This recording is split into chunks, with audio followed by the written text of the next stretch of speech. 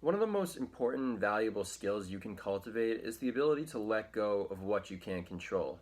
Now, there are so many things in the outer world that we can't control, but we try to really cling to the illusion that we can control them. And I just want to talk about some things in this video of things that you can control and things that you can't control. And off the bat, one of the things that you can control are your reactions, is your emotional state. And this is often something that we think that we can't control because we think that we're at the mercy of other people, that other people are making us feel some way or certain situations. And that's because we don't take responsibility for how we feel inside. And we try to think that we have control over things that we don't have control over. And we're getting this mixed up with the things that we actually have control over, which definitely can start leading us down the wrong path. And some things that you don't have control over, one, are what other people think of you. You're never going to have control over what other people think of you. You can definitely have some influence over it by, if you want people to like you, by helping them. But then again, people can basically interpret anything you say or do in a way that is basically in accordance with how they already view you. And people aren't going to, if people don't like you, you doing something nice for them may not make them like you. And you shouldn't do things for other people just to get them to like you. You should do things because they're the true you. You should be expressing your true authenticity. But on letting go of control, it's basically like we're trying to cling to something that was never actually there. The ego thinks that it can, and this is seen in the outside world of how we're basically trying to control the environment and control nature when all we're doing is really harming it by chopping down trees, by just all the destruction we've done to the environment. That's the ego trying to basically enforce its will upon the world. And the ego is never going to be in control because all it does is cling. It doesn't know how to let go. And paradoxically, what's really in control is the spirit, which basically guides everything. But the spirit doesn't cling. It knows how to let go because it realizes that even though it's letting go, there's really nothing else out there. So it's always going to come back to you. What you give always comes back to you. You can think of that like karma, or you can just think about that like a boomerang. Anything you put out into the world is going to come back to you. So if you're afraid to let something go, understand that it's always going to come back to you. Any of your intentions, anything you put out into the world, it may not come back in the same form as how you leave it, but it's always going to come back basically in its energetic equivalent, if that makes sense. I know that makes sense to me saying that, and I didn't even think about that in that way before, but being able to know what you can't control, first of all, is a huge step in being able to let go. And one thing that you can't control is a huge thing is what happened in the past. And I know this is a big thing for me, that I used to cling way too tightly to things that happened in the past, thinking that I could change them because if I think about it a lot of times, then it'll surely change. And the only thing that changes by thinking about it a lot is the story you tell yourself about the past. And the story you tell yourself about the past isn't going to change what actually happened. I know it's crazy, it's a mind-blowing concept, but no, it's actually true. It definitely took me a while to realize that. But once I realized that, I started to actually just let go of the past. I started to detach all these strings I was putting out that were keeping me out of the present moment, because the more I was clinging to the past of trying to control and change something that's not controllable and is not changeable, the more I was really missing the present, the beauty of all life, the beauty of all the love that's inside you. Now I'm getting a little out there with what I'm saying, but it's completely true.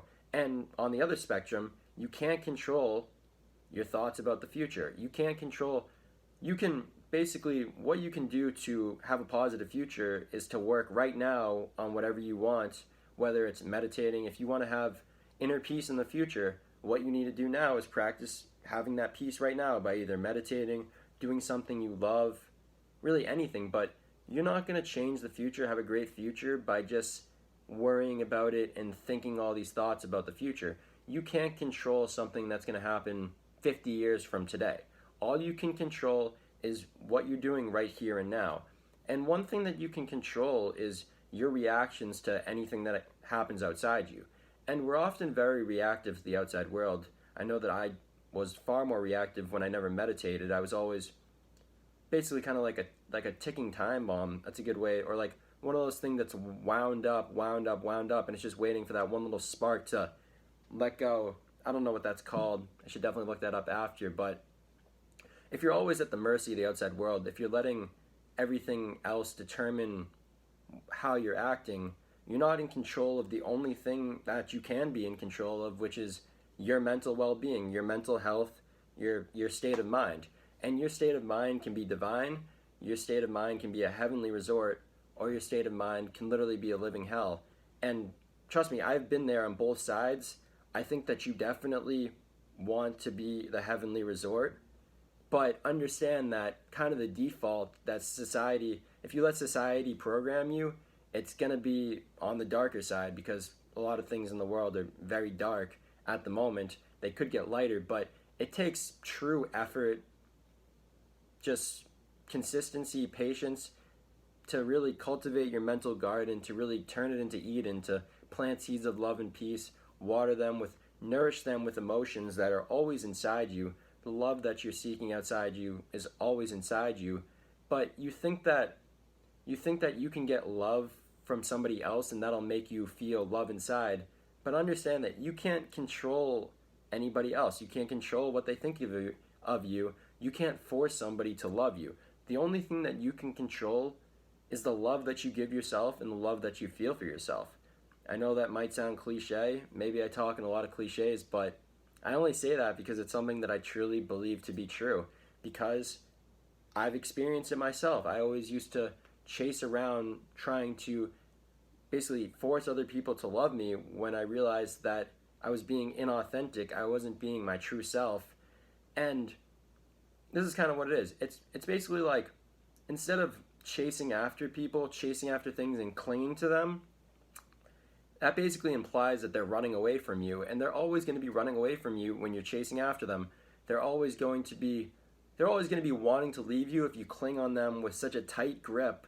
And when you just let go, you're decreasing their importance, first of all, but you're also, first of all, you're fine, you're content with where you are right now, and your energy changes to the point where you kind of become like a magnet and you start attracting these things in your life. So if you want to get other people to love you, you don't go search for it. You don't try to cling to it and be inauthentic. You search inside yourself. You find that love inside you, and you can truly experience it. And then paradoxically, other people will start to notice you differently because your energy is completely changed. But then other people's validation, other people's approval will mean far less than you, because you realize that the most important thing in the world is self-love. Again, another cliche, self-love and inner peace. No, but when you learn to let go of control, it's truly life-changing. It's a great mindset shift to have. It's literally like shedding 1,000 pounds off your mental. It's basically like you're carrying around all these bags. It's like, think about like you're packing for a trip and you're at the airport and you literally have 1,000 pounds of baggage, and that's not all gonna fit on the airplane. So you basically need to choose which one or two bags that you want to keep. Check one of them, carry one of them on. And we don't think about it like this. We have thousands, maybe millions of bags from the past, emotions we haven't let go, fears of the future, thoughts about other people, judgment. That's all the baggage we carry around. It's all the baggage that we cling to. And this is all stuff that we can control.